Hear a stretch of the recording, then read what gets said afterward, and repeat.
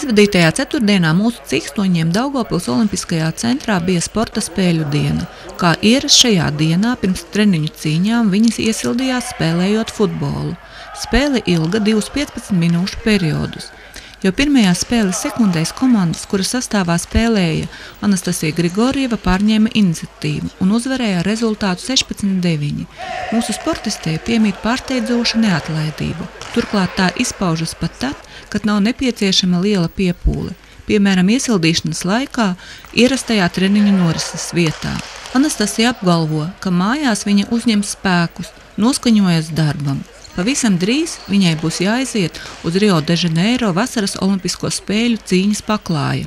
Īstenībā noskaņojums ir labs, jo tagad atrodos mājās un arī jūtos daudz mierīgāk nekā bija pirms tam, bet, protams, tas uztraukums tik un tā ir un paliek, jo es apzinos visu atbildību, kas gulstas uz maniem pleciem, bet cerams, ka tikšu ar to galā un godam aizstāvēšu mūsu valsts olimpiskajās spēles. Anastasija Grigorjeva ir viena no tituliem bagātākajiem valsts sportistiem, 4-kārtē Eiropas čempione brīvajā cīņā sievietēm, pasaules čempionāta bronzas medaļas ieguvēja, vairākkārtēja titulu sporta laureāts, Latvijas labākā sportista ieguvēja.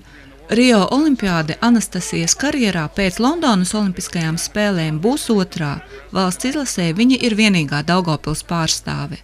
Pēdējo Anastasijas treniņu Daugavpilī pirms došanās uz olimpiskajām spēlēm apmeklēja Daugavpils pilsētas domes priekšsēdētājs Jānis Lačplēsis, lai personīgi novēlētu sportistei veiksmi pārstāvot mūsu valsti lielākajā pasaules sporta pasākumā.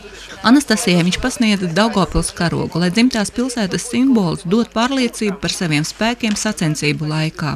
Veiksmīgus startus, labu garastāvokli, lai izdodas viss iecerētais. Un, protams, ka lai viņa zina, ka katras pilsētas iedzīvotājs ir kopā ar viņu, atbalstām un gaidām mājās pēc šīs olimpiādes, lai arī turpmāk kopīgi strādātu un attīstītu sportu un celtu pilsētas prestižu. 15. augustā Anastasija izlido uz Brazīliju un jau 18. augustā uzsāks cīņu ar savām sāncencēm.